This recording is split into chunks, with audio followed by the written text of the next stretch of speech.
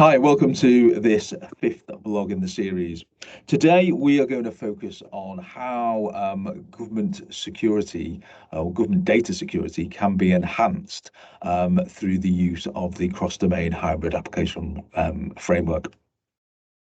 So to illustrate this point, I'm going to talk through a number of scenarios, and these scenarios will be based around an individual providing data at different scenarios, but with the aim of obtaining a clearance to enable them to access sensitive government information.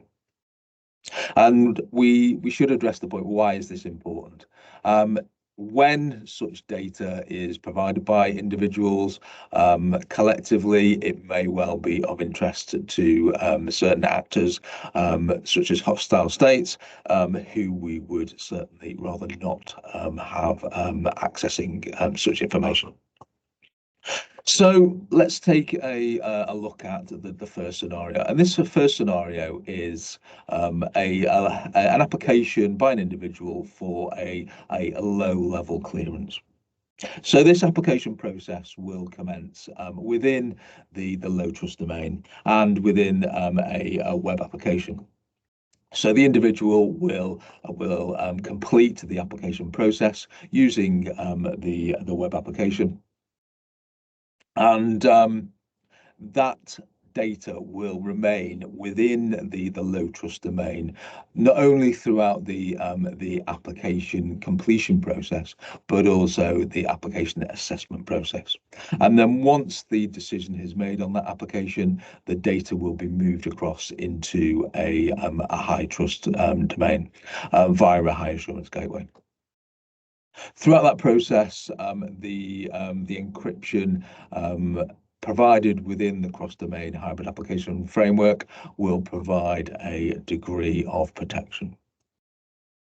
So scenario two looks at an application which is of an intermediate level. So the individual concerned is looking to access more sensitive data. So in this scenario, again, we would start the application process and the individual would access the low trust domain via their web application. And they would complete their data into the application. The key significant difference here is that once the application is completed, the data is then moved across a high assurance gateway, and the actual completion of the assessment is conducted while the data is within the high trust domain, offering a degree of additional protection to that data. In the third scenario, we're looking at an application that is for a higher level clearance. And in this scenario, the risk appetite is such that we don't want the data to remain within the low trust domain at all. So the application process commences within the low trust domain, but even during the application process, the data moves immediately across a high assurance gateway into a high trust domain, and the storage of that data remains within the high trust domain.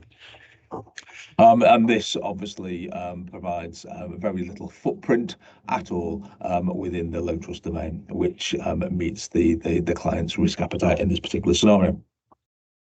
And in a fourth scenario, we may find an occasion whereby the individual's record could be classified at an appropriate level, where the caseworker working within the low trust domain wishes to access that individual record across the high assurance gateway, but from the low trust end user device, and this is enabled via the keepers being provided to that individual and only to that individual, which enables them to actually work on that one particular record and provides that protection to that particular record, but enables it to still be saved within the high trust domain. So I hope that illustrates that the cross-domain hybrid application framework can be implemented to meet different use cases and also differing risk appetites depending on the requirements of the customer and the degree of operational efficiency and security that is required. Thank you for listening, and look out for the next blog in this series.